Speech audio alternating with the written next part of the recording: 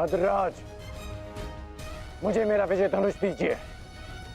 जब तक मेरे गुरु का विजय धनुष मेरे हाथ में है, कोई मुझे परास्त नहीं कर सकता।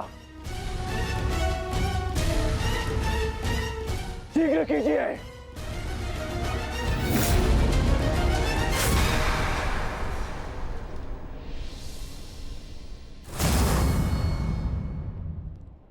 सोच क्या रहे हैं मद्रराज?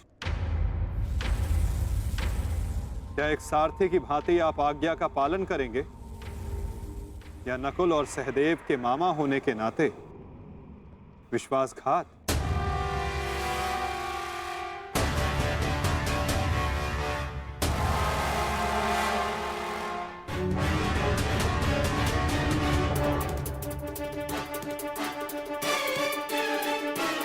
नहीं अंगराज, मैं तुम्हारी आज्ञा का पालन नहीं करूंगा।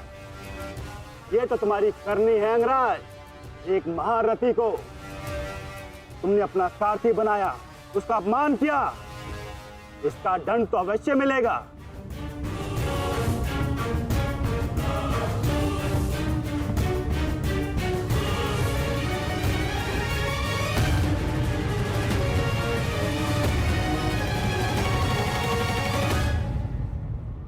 मैं अपने रथ का चक्र निकाल रहा हूं। यदि पीठ पे वार करना चाहते हो तो करो अर्जुन।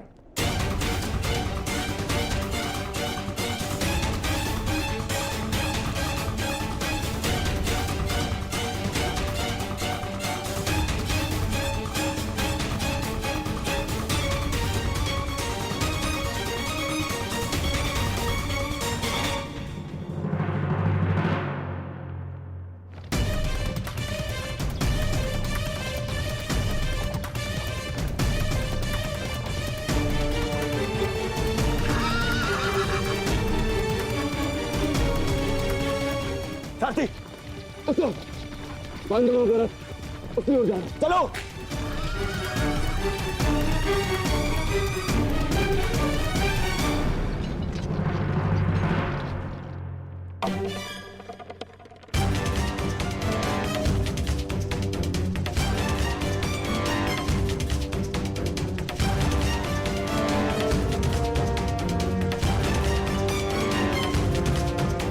समय समाप्त हो रहा है पार्थ, सूर्यास्त होने वाला है। कर्ण को अंतिम चेतावनी दो पार्थ।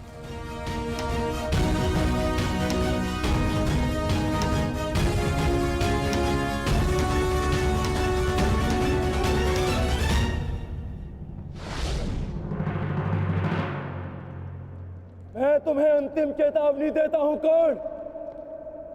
युद्ध के लिए सज्ज हो जाओ।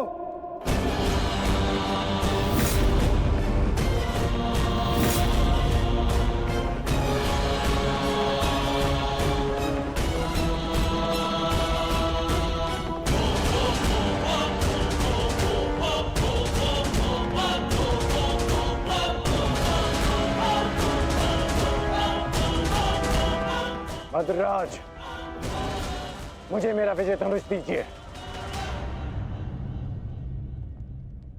चेतावनी का समय समाप्त हुआ पार्थ। बाण संधान करो।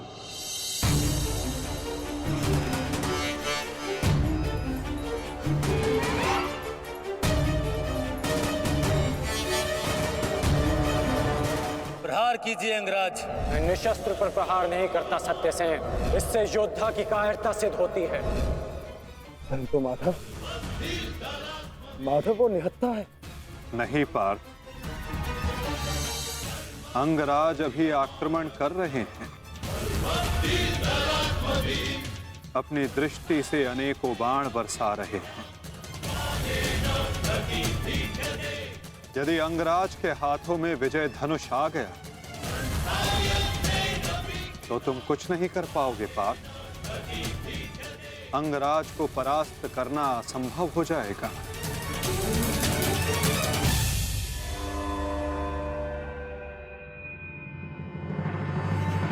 प्रहार करो पार्थ, प्रहार करो।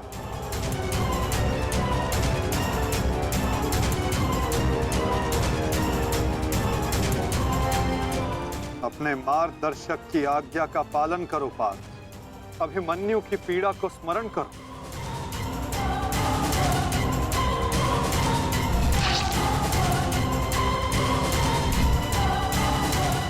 प्रहार करो पार्थ, प्रहार करो।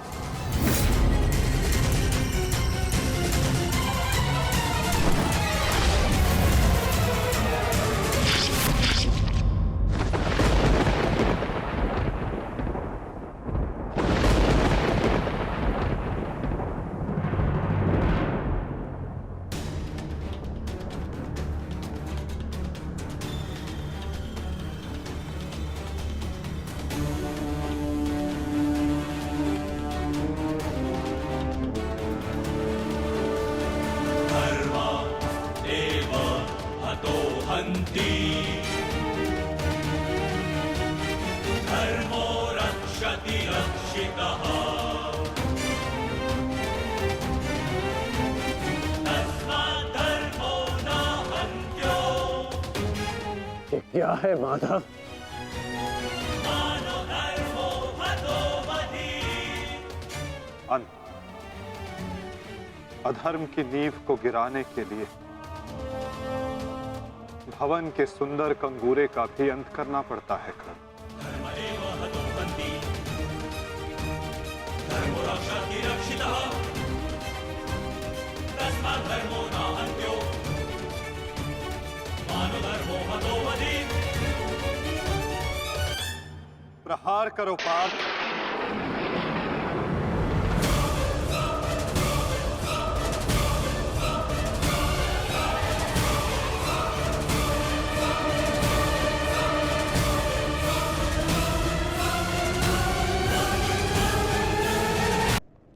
प्रहार करो पार्थ।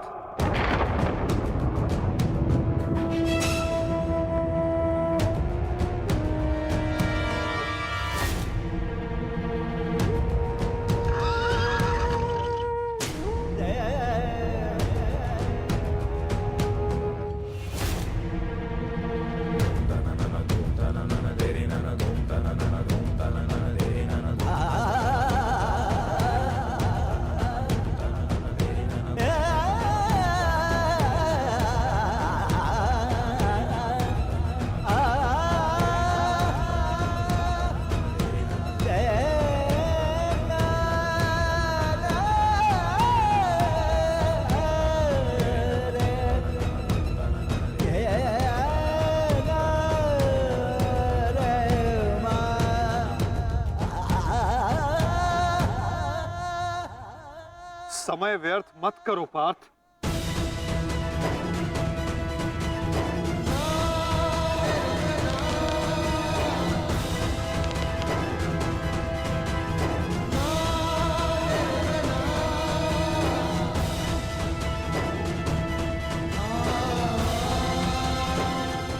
प्रहार करो।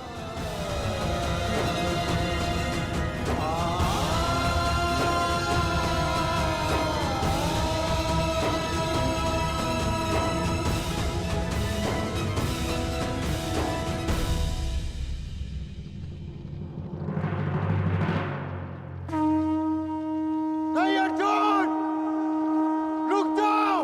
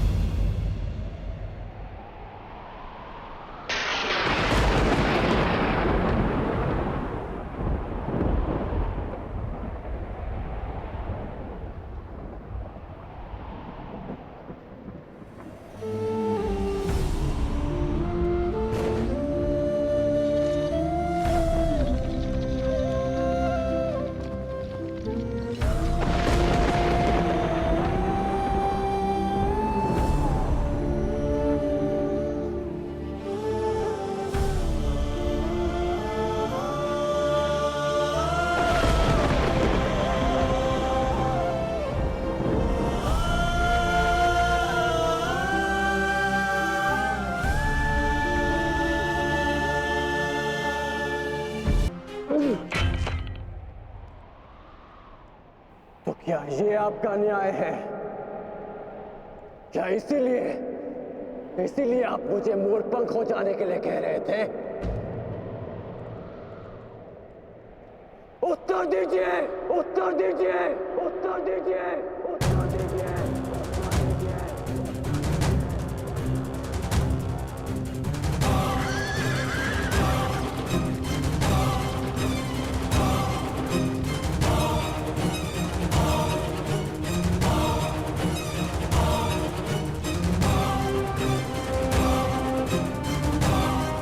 उत्तर दीजिए माधव।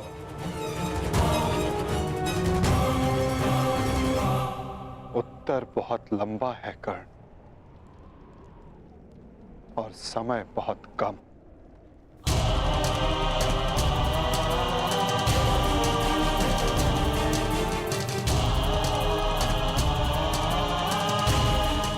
परंतु अपने मित्र के प्रश्नों का उत्तर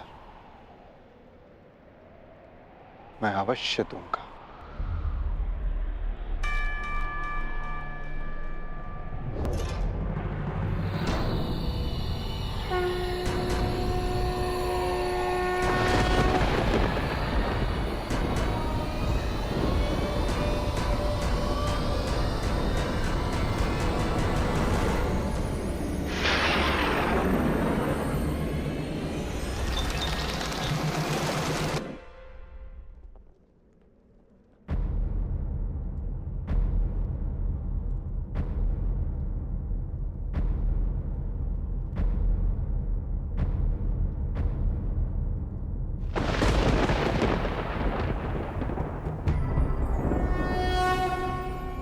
यदा यदा हि धर्मस्य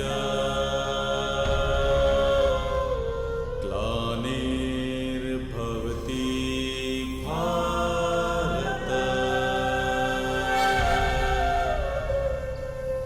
अभ्युत्थानम् अधर्मस्य तदात्मानं सृजाम्यहम्।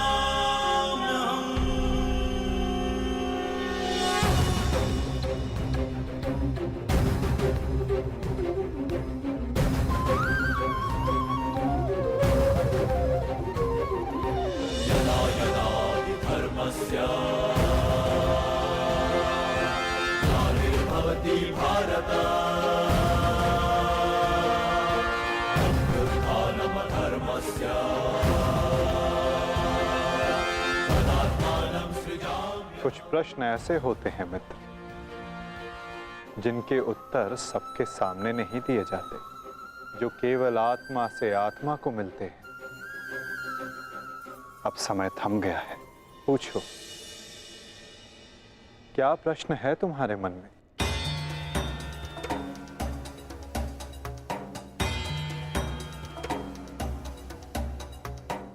आप तो सारथी हैं ना, अपने रथी का मन पढ़ लेते हैं, तो पढ़ लीजिए। मैं पहले भी कह चुका हूं मित्र, मुझे तुम्हारे मुख से सुनना अच्छा लगता है। तो सुनिए, बताइए माधव, ऐसा क्यों होता है कि जो परिवर्तन की चाह रखता है,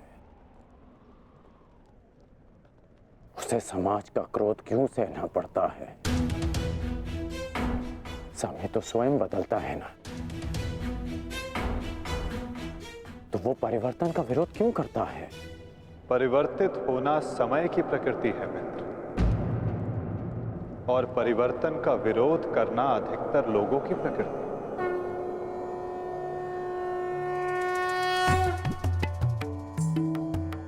परिवर्तन के कारण मनुष्य को अस्थिर होना पड़ता है, और यही अस्थिरता मनुष्य को पीड़ा देती है मित्र।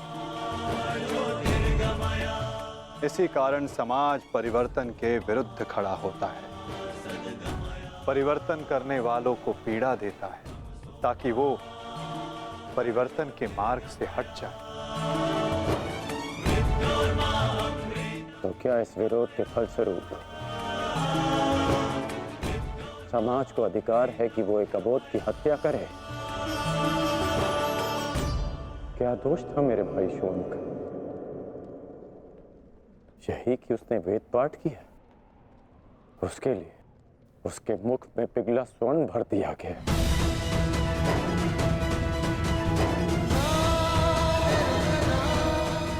क्या कोई विद्या सीखना दोष है माधव? आप ही कहते हैं ना कि सबकी आत्मा एक है। यदि ऐसा है माधव, तो शरीर को जाति के बंधनों में क्यों बांधा जाता है? क्यों गुरु द्रोण ने मुझे जाति के नाम पर शिक्षा नहीं दी? मैं केवल और केवल राजकुमारों को ही शिक्षा देता हूँ। विश्व के इतने घातक अस्त्र होने के पश्चात भी रंगभूमि में क्यों मुझे प्रदर्शन करने से रोका गया? तुम्हें द्वंद्व की अनुमति कदापि नहीं मिल सकती। अर्जुन कुरुवंशी है, अर्जुन क्षत्रिय है, अर्जुन राजकुमार है, और तुम केवल एक सूत पुत्र हो। सूत पुत्र। क्यों हर बार मेरे कौशल को सूत पुत्र कहकर दबा दिया जाता है?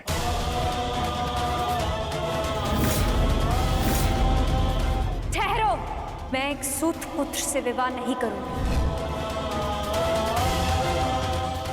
बताइए माधव, क्यों होता है मेरे साथ ऐसा?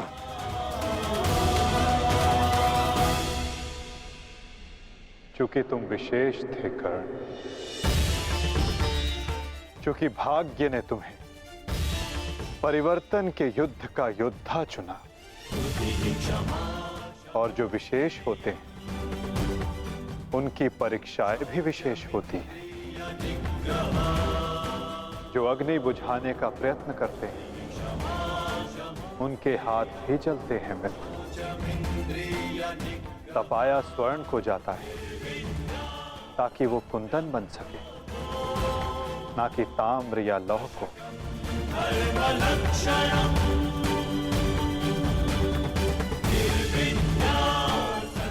मेरी दृष्टि से देखो मित्र, आज तुमसे बड़ा पराक्रमी, तुमसे बड़ा शूरवीर और कोई नहीं मेरी दृष्टि में। अर्जुन भी नहीं मित्र।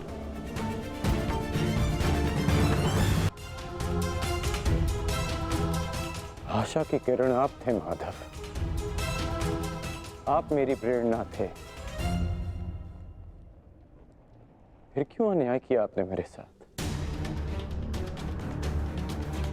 आप तो जानते थे ना कि मैं सूत पुत्र नहीं हूं। फिर क्यों सदा मेरे और अर्जुन के द्वंद्व को रोका आपने? आज भी युद्ध भूमि से दूर मुझे आप यहां ले आए। क्यों धर्म के रथ पर बैठकर आपने अधर्म का बाण चलाया?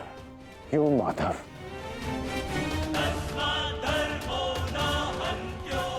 यदि आपको मेरे प्राण चाहिए थे तो सीधे कह देते माधव। मैं प्रसन्नता से अपना शीश काटकर थाली में आपको भेंट कर देता।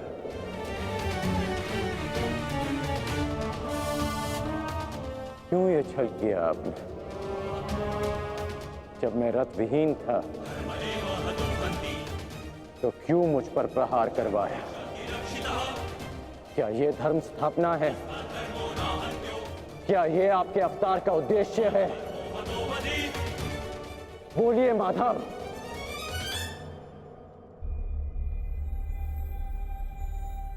आप उत्तर क्यों नहीं दे रहे हैं? अर्जुन से पूर्व मैं आपका रथी था, आप मेरे सारथी थे, और आप ही कहते हैं ना कि सारथी रथी का मन पढ़ लेता है। तो आज क्या हुआ? आपको मेरे प्रश्न पता है, फिर उसके उत्तर क्यों नहीं दे रहे हैं आप? बोलिए।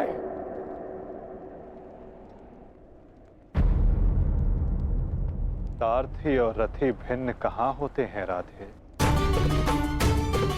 वो दोनों तो एक अंग होते हैं। जब एक सारथी अपने रथी के मन में उठने वाले प्रश्नों को समझ जाता है, तो क्या रथी को अपने प्रश्नों का उत्तर अभी तक नहीं मिला? मैं परशुराम तुम्हें श्राप देता हूं जिस समय तुम्हें इन दिव्यास्त्रों की सबसे अधिक आवश्यकता होगी, उस समय तुम इसके अनुसंधान की विधि भूल जाओगे। ब्रह्मास्त्र का आवाहन भूलने पर भी तुम्हें भान नहीं हुआ मित्र कि ये सब क्या है और क्यों हुआ?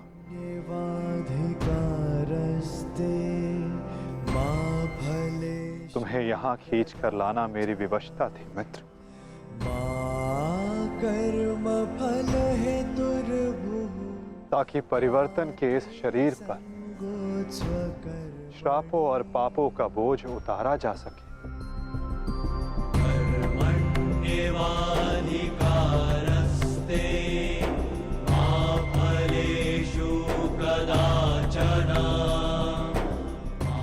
तुम्हारे रथ का चक्का पहली बार नहीं फंसा है कर्ण, स्मरण है? पहली बार तुम्हारे रथ का चक्का कहां फंसा था?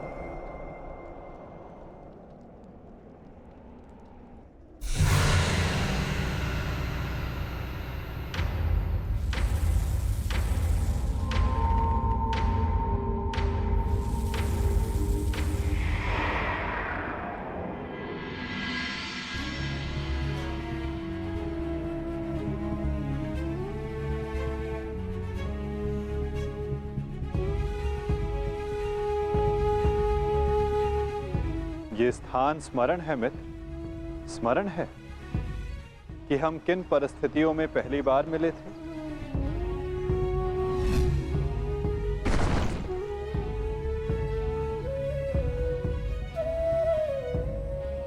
वर्तमान के कर्म भविष्य में फलदायी होते हैं अंगराज। कोई ऐसा कार्य मत करना कि भविष्य पीड़ादायी हो। कर्म